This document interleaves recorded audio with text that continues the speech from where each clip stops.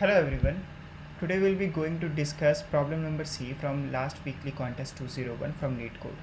So according to this problem, we are given an array of integers and an integer value target. So we need to determine the count of maximum subarrays such that they are non-empty and non-overlapping, and the sum of those subarrays equals to target value. So on the sample test case 1, we have a subarrays containing only ones. So we need to determine all those subarrays which are non-empty also and non-overlapping, and their sum equals to target equals to 2. So we have only at max two subarrays, 1 1, this one subarray, then we will have another subarrays 1 1. So they are at max 2, so we'll output 2. In this case we have minus 1 3 5 1 4 2 minus 9 as integer in this our array. So we need to check all those subarrays whose target sum equals to 6. So first subarray is my 5 1, that is 6. Another subarray is 4 2, which is 6. So at max we will have two subarrays which are non-empty and non-overlapping. Also there is one more subarrays which sum up to 6, but in this case if we take this subarray into consideration, then we will have to output 1, because the subarray then we can't take these subarrays, because if we take that also consideration to output 3, we cannot, because then there will be an overlap between these bigger subarrays and those small subarrays which are present in the bigger subarray. So this problem can be solved simply by using prefix sum and maintaining a running by maintaining a hash map of running prefix sum.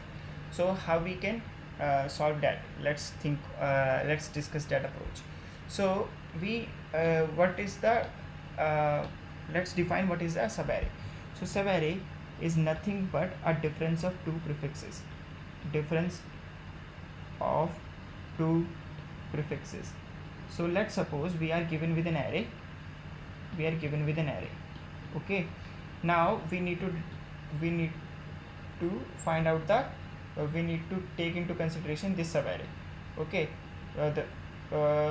This subarray. So what we can do, we can take the consideration into this bigger subarray p1 and take the consideration this smaller subarray p2. So now if we subtract p1 minus p2, we will get this subarray from here to here. We will take this subarray.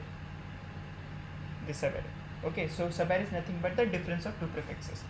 How we can use it? This with the why are we discussing this? Because we will use the prefix sum approach. So we are given with this like let's suppose we are taking the example into consideration. Okay, minus 1 3 5 1 4 2 minus 9.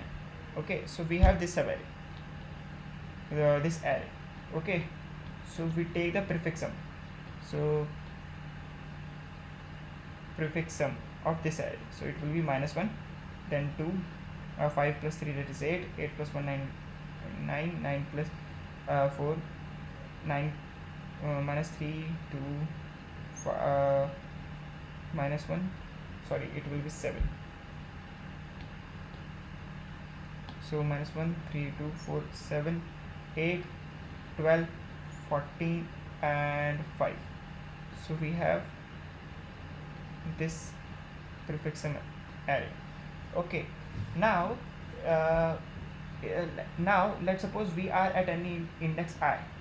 So at any given point prefix at ith index, we need to subtract some value from it so that I can get a target value.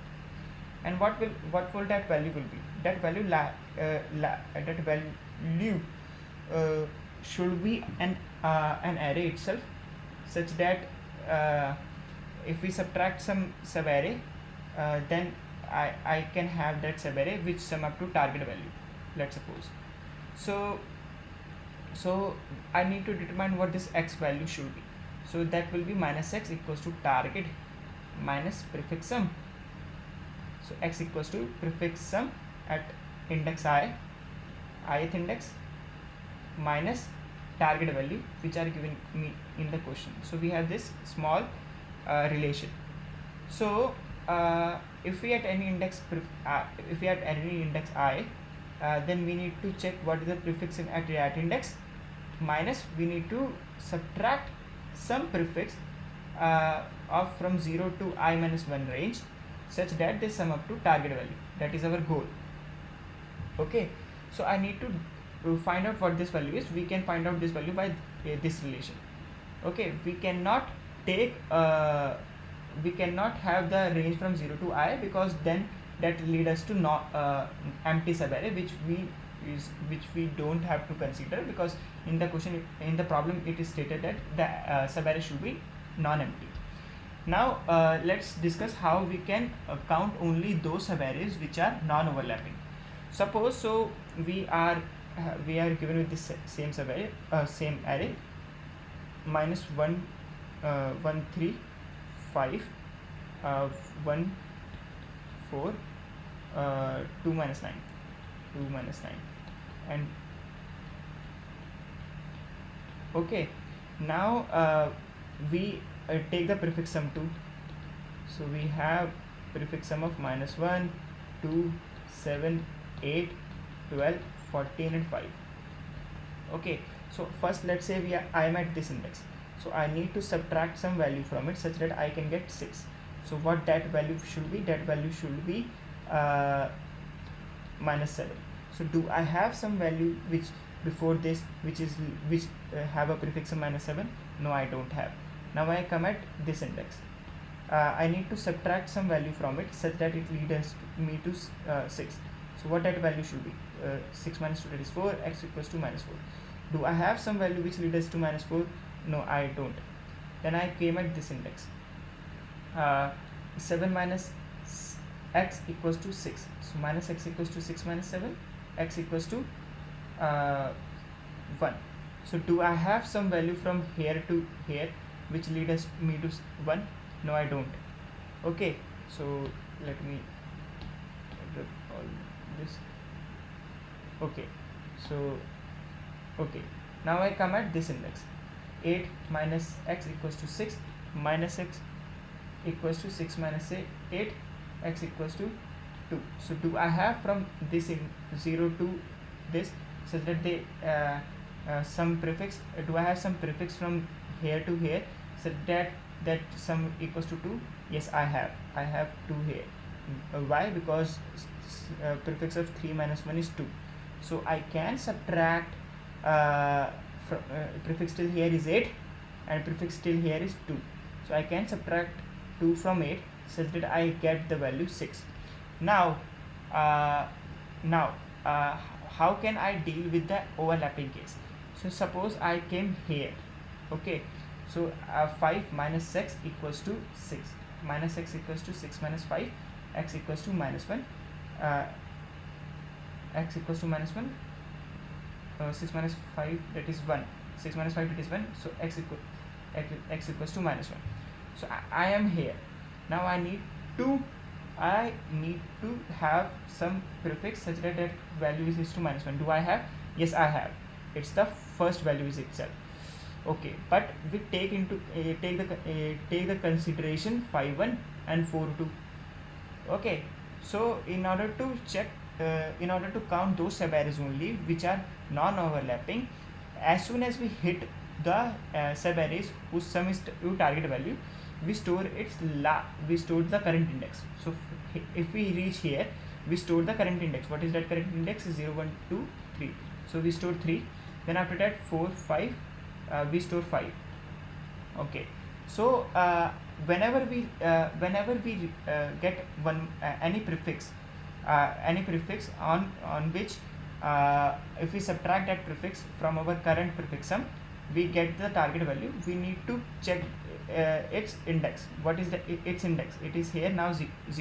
So is 0 is the prefix we have 0 plus 1, because we will take the subarray consider from I plus 1 position, right?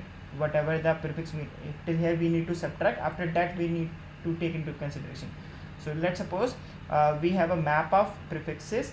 So prefix sum, so we output we store the some we store the map of we store the prefix sum into a map, and the value should be an index.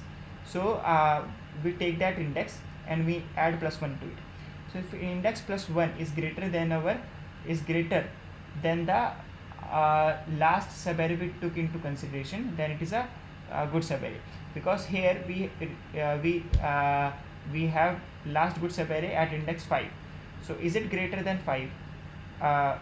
If we add 1 to it? No, it is not, because if we add 1 to it, I am at here, and the sum will be from this position to this position, and if we take that subarray, it is overlapping with this and these subarrays, because because that value will be less than this.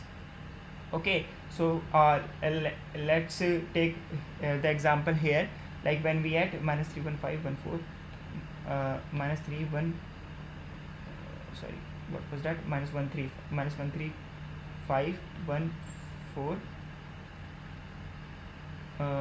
2 minus 9. Okay, 2 minus 9. So as soon as we reach here, like let's suppose 0 1 2 3 4 5 6, so as we reach here, we subtract this, right? So on adding 1 to it, I get 2. So 2 is greater than some value. So let's suppose we take the last index initially -1. So 2 is greater than -1. Yes, it is. So we take, now our last index is 3. Then we reach here. I subtracted what? I subtracted this. So 2 plus 1 is 3. So 3. Okay, so 2 plus 1, what was, where was 8? Yeah, 8 is here. 8 is here. Yeah. So we 3 plus 1 is 4. So 4 is greater than 3. Yes, it is. So yes, it is. So we can take this array into consideration. So we count plus plus. So this is our approach. We just have to check if our last index is lesser than the if our last index is lesser than the is greater than the so if we have index plus, we just index +1. So if that index +1 is greater than our last index, because the last index is the high bound, is the upper bound of the last good array. So index, we take the index +1. What is that index? It is the index of the prefix sum. We index +1, which is should be greater than the last index. If that's the case, we just count plus plus. So that is the approach, guys. We just have to check whether we can have a prefix sum present in our hash map earlier, and that too with an index, such that on adding +1 to it, we have that index greater than our last index, which is nothing but the upper bound of good subarray we counted so far. Upper bound of good subarray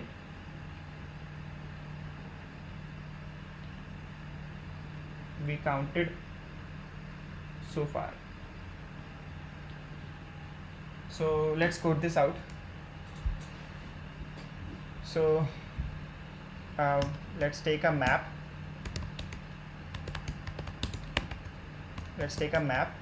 And iterate from left to right fashion in the given subarray. Okay, now I need to check into what that x value is.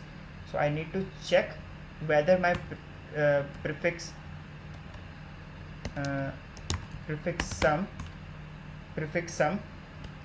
plus this current value right now I am at minus target is my x value. Okay, so this is my that from 0 to I sum, and it's my target.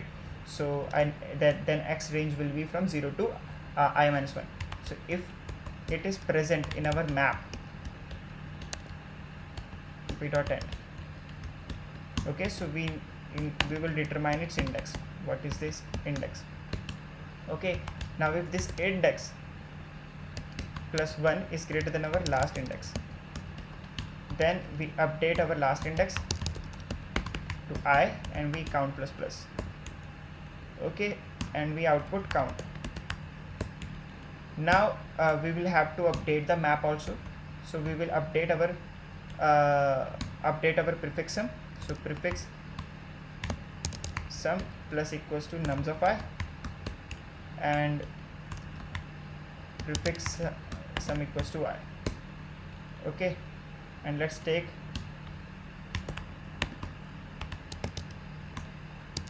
prefix sum equals to 0 and map of this prefix sum equals to -1, and let's take our last index variable too. So let's say we add -1. Why we are I'm doing this one, because think of that if we have a target value and it is present at the first index itself, so I need to subtract what from it? I need to subtract 0 from it, so it should be present in the map, right? So that's why I added 0 into the map, and currently its index is as -1 because it is out of bound. So custom test case, run. Okay, prefix sum. Okay, count, I didn't take the count variable too.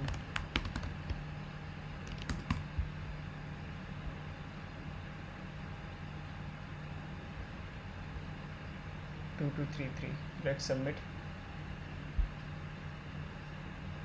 Accepted. So thanks for watching, guys. I hope you like this video. If you do like, please subscribe to my channel.